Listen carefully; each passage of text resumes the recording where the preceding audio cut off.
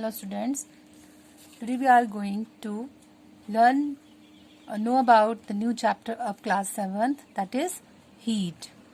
Now I think you all are aware of little meaning of term heat. When you stand in the sunlight or sit near fire, you feel hot, and when you touch a piece of ice, you feel cold. When you dip your finger or your hand in warm water, you feel warm. Now, how do we decide which object is hotter than other? Which object is colder than other? So, what we are going to learn in this chapter is, we know that heat is an agent that is responsible for the sensation of hotness and coldness, and we sense an object, a cold or a hot, through our skin. So, hot and cold used by us, these are the terms that are used by us so often, refers to a certain class of bodily sensation which we generally experience through touch. The active agent which is responsible for the sensation of hot and cold is called heat. So we can say that heat is an agent which produces in us the sensation of warmth, or we can also define the heat as a form of energy which causes the sensation of hotness and coldness. Now, what will happen when you rub your hands? Your hands become warm. On rubbing your hand vigorously, you will find that your palm or your hands become warm because heat is generated and get transferred from your body to your hands and making them warm. The mechanical energy get converted into heat energy. The mechanical energy get converted into heat energy. Gets converted into heat energy, and it may be converted into many other forms of energy. For example, when fuel is burnt, when fuel like petrol or diesel is burnt or coal is burnt, chemical energy stored in it converted into heat energy.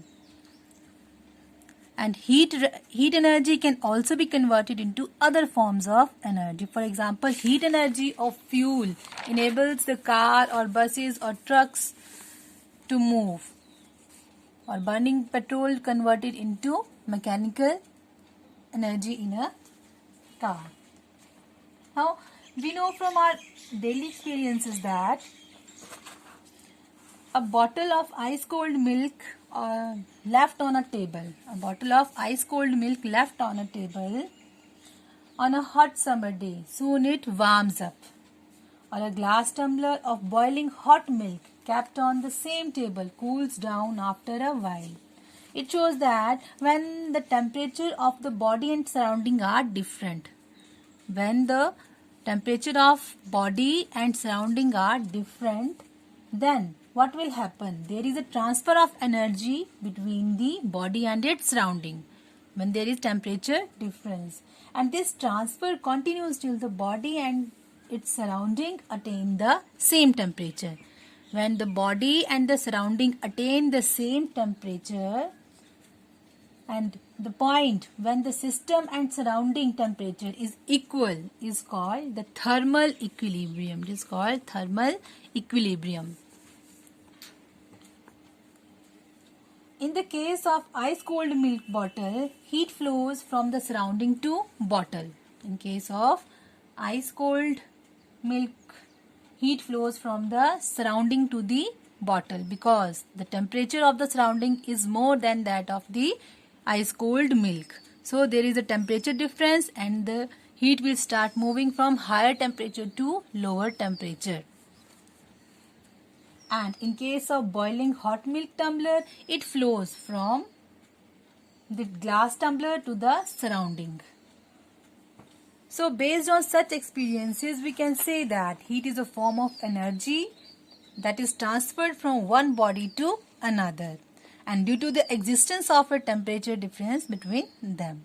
And transfer of heat energy always takes place from the body at a high temperature to that at a lower temperature. We can also explain it with the help of an activity. To explain this activity, we have to take a hot glass of water. Now I am going to putting this glass of water in a plate in which I have kept the cold water. Now what will we observe? After some time we will observe that the heat will start moving from hot glass to its surrounding water, and the water will become warm, or it will get warm up soon. This shows that the temperature difference between the two bodies, and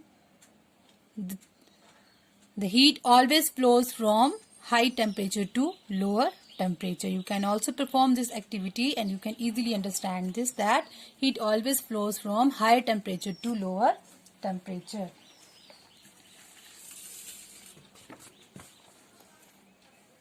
Now in your previous class, class 6, you have already read that energy has the capacity to do work. So heat must be able to perform work. For example, in your homes, you use heat for cooking. Your mother generally cook the food on gas or induction in microwaves, and you generally use iron for ironing your clothes, heating water. These all are the energies. Now heat is measured in joules or calories. Heat is measured in joules or calorie, and 1 calorie is equal to 4.184 joule. Now there is a relation between heat and temperature. When we heat a body, its temperature rises. And this indicates that heat and temperature are related to each other. Heat and temperature both are related to each other. On increasing the temperature, on increasing the heat, temperature will rises. On decreasing the heat, temperature will get reduces.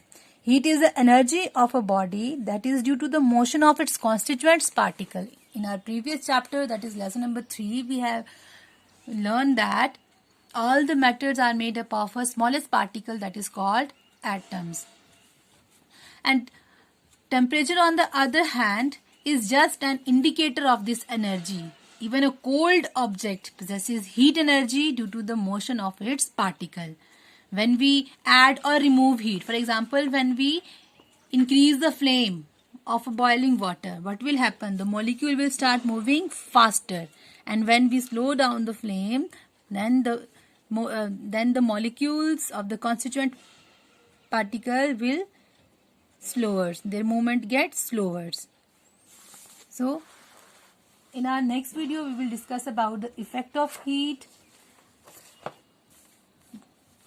Along with this, we also discuss about the temperature and its measurement. How to measure the temperature and different scales of temperature. So here are some assignment question for you. Question 1. Define heat and temperature. Explain, giving example, how do we feel hot heat and cold. In which direction does the transfer of heat normally takes place? Watch the video till end and try to frame the answer. Thank you.